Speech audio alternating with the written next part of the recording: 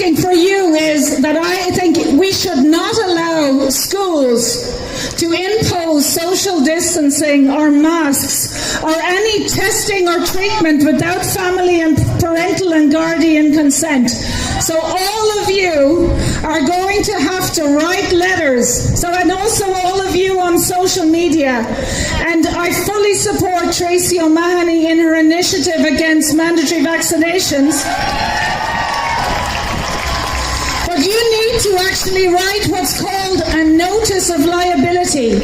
And you have to say, dear chairman of your school board, dear principal with their name, dear teacher, I will bring, if they start to write you out a letter to say social distancing and masks, and you say, I will comply with your policies and measures on one condition, that you personally sign this notice of liability to say that this is scientifically proven and justified, will not cause any unnecessary mental health, and that if this is not the case, that they can be held personally, the teacher, the principal, the chairman, and every single parent on this governing board.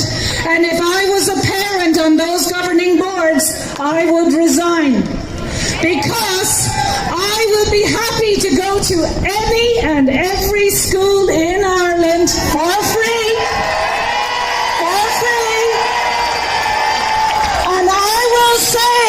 What you are doing, Miss Teacher, Miss Principal, Miss Chairman of the Board, personally, you are going to infringe mental anguish on those children, and they will have psychological and mental health and anxiety issues their whole lives, and we will not stand by and watch you ruin a generation of Irish children.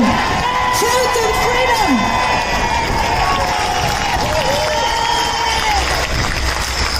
Just as well, if you want to know a little bit of law in Ireland, I thought I would throw it out. And of course, if I'm wrong, I'm happy to be held accountable.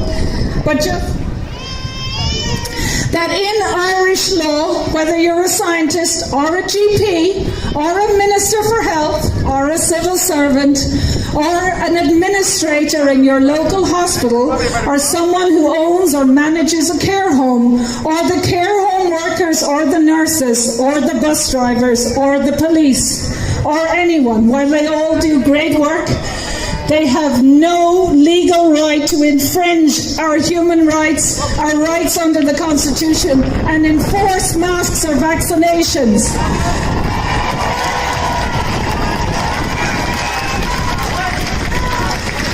So anyone who asks you to do this, or who gives incorrect information, such as on RTE, the medicines associations, their doctor advisors, the scientists that are on RTE and advising the government, that if you give misinformation, it's called misprision. And you can be held personally liable, including under Sections 18 and Sections 19 of the Criminal Justice Act 2011. And under Section 7 of the Criminal Liability Act 1997, that places culpability on the individuals and also on the state for making policies based on misinformation and for people asking you to do something that's against your fundamental constitutional rights of freedoms and bodily integrity. We are not having it. Truth and freedom, say no! No! No! No!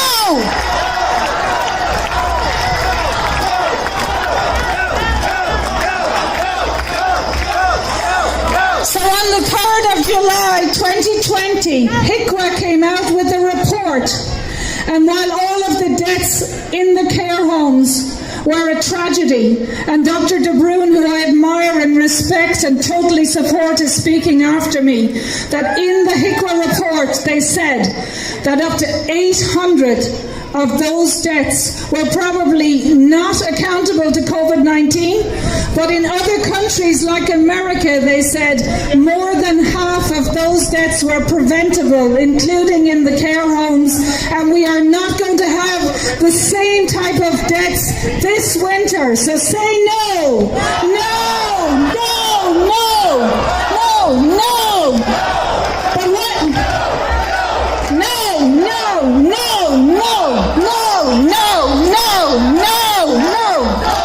But why I'm mentioning that is, and of course we know there are excellent teachers in Ireland, we know there are excellent guards, there are excellent care home workers, there are excellent scientists, they are us, they are our brothers and sisters, and we love them and we thank them for the work that they do.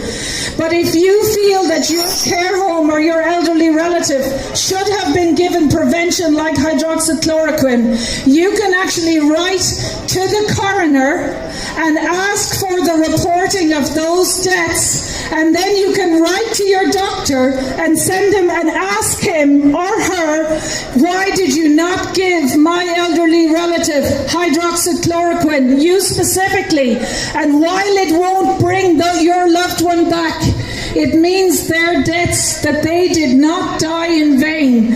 And if we stand up and hold the doctor, even one doctor, one care home worker, one politician, one minister for account, when it comes to October 2020, hydroxychloroquine, ivermectin, vitamin D, C, zinc and good nutrition will be made available to the elderly in our care homes, and that's what we want.